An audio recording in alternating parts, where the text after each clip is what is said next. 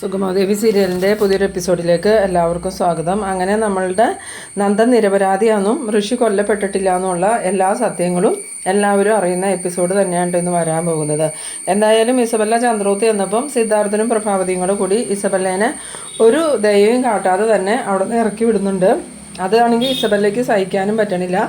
Isabella അത് വന്നിട്ട് പാപ്പനോടും കെവിനോടും പറയുന്നുണ്ട്. ആ സമയത്ത് കെവിൻ പറയുന്നുണ്ട്, ബെല്ല നമുക്കിവിടുന്ന് മാറി നിൽക്കാം.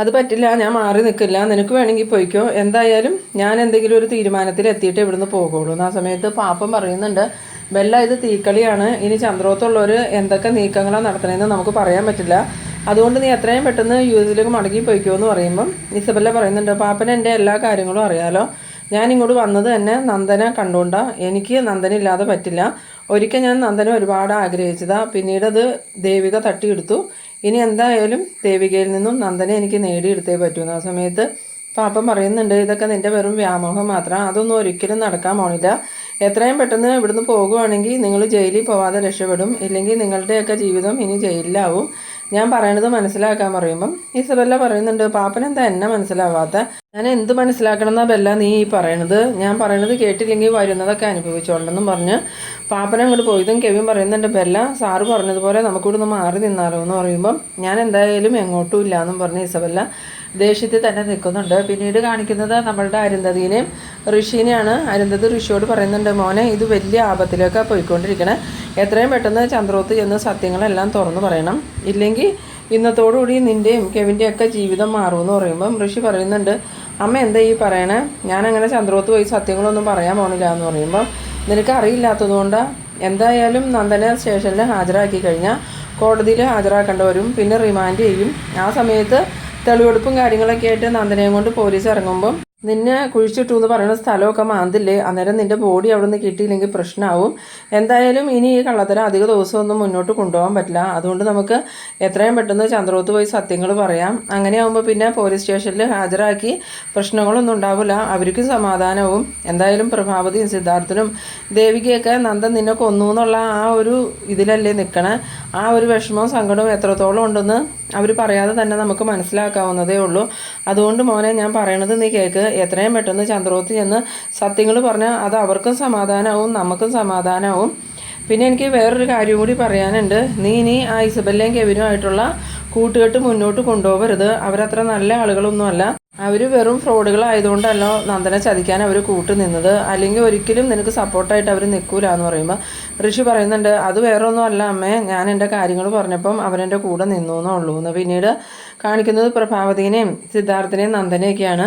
നന്ദൻ പ്രഭാവതിയോട് ചോദിക്കുന്നുണ്ട്, അമ്മേ എപ്പോഴാണ് സ്റ്റേഷനിൽ ഹാജരാകാൻ പോണേന്ന് ചോദിക്കുമ്പോൾ ഒന്നും അറിയില്ല, ഇന്ന് പോകണമെന്നാണ് ഹരിയേട്ടൻ പറഞ്ഞത്, എന്തായാലും ഹരിയേട്ടൻ വരട്ടെ എന്നിട്ട് നമുക്ക് കാര്യങ്ങൾ തീരുമാനിക്കാമെന്ന് പറയുമ്പം സിദ്ധാർത്ഥൻ പറയുന്നുണ്ട്, ഹരിയേട്ടൻ കുറച്ച് സമയത്തിനുള്ളിൽ അവിടെ എത്തും, അപ്പോൾ തന്നെ നമുക്കിവിടുന്ന് ഇറങ്ങുകയും ചെയ്യണം, പിന്നെ ഹരിയേട്ടൻ എന്തൊക്കെയോ സംശയങ്ങൾ ബാക്കിയുണ്ട്, എന്തായാലും കോടതിയിലേക്കോ സ്റ്റേഷനിലേക്കോ പോവാതെ തന്നെ ഇതിനൊരു പരിഹാരം കാണാൻ പറ്റുമെന്ന് ഹരിയേട്ടൻ ഇടയ്ക്കിടയ്ക്ക് ഉറപ്പിച്ച് പറയുന്നുണ്ട്. ആ സമയത്ത് പാവതി ചോദിക്കുന്നുണ്ട്, അതെങ്ങനെ ശരിയാവും സിദ്ധു, കാര്യങ്ങളെല്ലാം നമ്മളുടെ കൈ വിട്ടുപോയില്ലേ, ഇനി എങ്ങനെ നന്ദൻ രക്ഷപ്പെടുമെന്നാണ് സിദ്ധു പറയണേന്ന് വയ്ക്കുമ്പം അതൊന്നും എനിക്കറിയില്ല, എന്തായാലും ഹരിയേട്ടന് നല്ല പ്രതീക്ഷയുണ്ട്, നമ്മൾ മിക്കവാറും ഇന്ന് സ്റ്റേഷനിലേക്ക് പോകേണ്ടതായിട്ടും വരില്ല എന്ന് ഹരിയേട്ടൻ പറഞ്ഞു എന്ന്.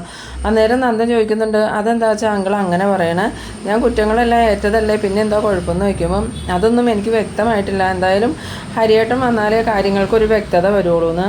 പിന്നീട് പ്രഭാവതി പറയുന്നുണ്ട്, ദേവികേനെ കണ്ടില്ലല്ലോ എന്ന് പറയുമ്പം ദേവിക എനിക്കിപ്പോൾ വിളിച്ചിട്ടുണ്ടായിരുന്നു, അവളവിടുന്ന് പുറപ്പെട്ടിട്ടുണ്ട്, അധികം വൈകാതെ തന്നെ അവൾ എത്തുമെന്ന്.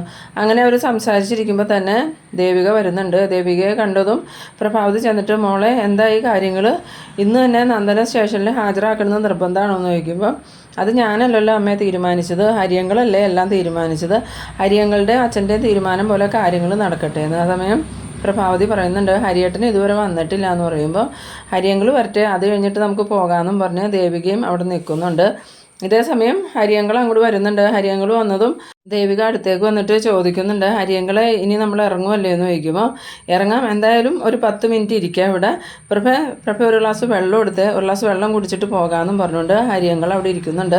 ആ സമയത്ത് അങ്ങോട്ടേക്ക് ഒരു കാറ് വരുന്ന സൗണ്ട് കേൾക്കുന്നുണ്ട്. വേഗം തന്നെ ഈ നേരത്തെ ആരായിരിക്കുമോ വന്നേക്കണേന്ന് പറഞ്ഞ് പ്രഭാവതി ചെന്ന് നോക്കുമ്പോൾ കാറിൽ നിന്ന് ആദ്യം ഇറങ്ങുന്നത് അരുന്ധതിയാണ്. അരുന്ധതിയെ കണ്ടതും പ്രഭാവതി തിരിഞ്ഞ് നിന്നിട്ട് അരുന്ധതി വരുന്നുണ്ടെന്ന് പറയുന്നു. അത് കേട്ടതും ഹരിയങ്കൾ പറയുന്നുണ്ട്, അരുന്ധതി വരട്ടെ, അതിനെന്തിനാ പ്രഭയ്ക്ക് ഇത്ര ടെൻഷൻ എന്ന് പറയുമ്പോൾ, അല്ല ഹരിയേട്ടാ, ഇനി അരുന്ധതി എന്തെങ്കിലും വഴക്കുണ്ടാക്കാൻ വന്നതാണോ എന്ന് ചോദിക്കുമ്പം, ഒരു പ്രശ്നമല്ല, അരുന്ധതി ഇങ്ങോട്ട് വരട്ടെ, പ്രഭ പേടിക്കുകയൊന്നും വേണ്ടാന്ന് പറഞ്ഞു. പിന്നീട് പ്രഭാവതി നോക്കുമ്പം ഇപ്പുറ സൈഡിൽ നിന്ന് നമ്മളുടെ ഋഷി ഇറങ്ങണ കാണുന്നുണ്ട്. ഋഷിയെ കണ്ടതും ഈ പ്രഭാവതിയാണ് ഇതേ ഋഷിയുടെ പ്രേതം എന്നാണ് ആദ്യം വിചാരിക്കുന്നത്.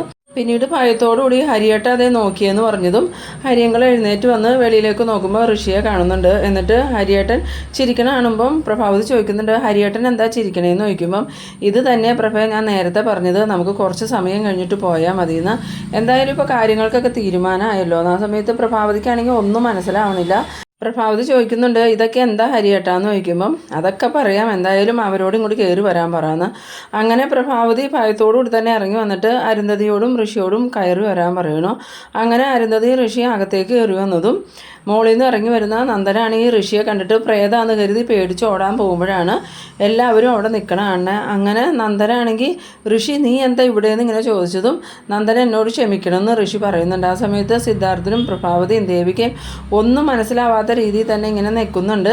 നന്ദനക്കും ഇതെന്താണെന്നൊന്നും മനസ്സിലാവണില്ല. കാരണം ഋഷി മരിച്ചു എന്ന് തന്നെയുള്ള വിശ്വാസത്തിൽ നന്ദൻ നിൽക്കുന്നതുകൊണ്ട് തന്നെ നന്ദൻ ആകെ സ്തംഭിച്ച് നിൽക്കുമ്പം ഋഷിയാണെങ്കിൽ അടുത്തേക്ക് ചെന്നിട്ട് നന്ദൻ്റെ കയ്യെ പിടിക്കുന്നുണ്ട്. ഋഷി കയ്യെ പിടിച്ചതും നന്ദനാണെങ്കിൽ പേടിയോടുകൂടി ഋഷിയെ മറ്റുള്ളവരെ നോക്കി നിൽക്കുന്ന ആ ഒരു സീനിലാണ് ഈ എപ്പിസോഡ് അവസാനിക്കുന്നത്. അപ്പോൾ നിങ്ങൾ എൻ്റെ വീഡിയോ ആദ്യമായി കാണുന്നവരാണെങ്കിൽ ചാനലൊന്ന് ലൈക്ക് ചെയ്യാനും സബ്സ്ക്രൈബ് ചെയ്യാനും മറക്കരുത്.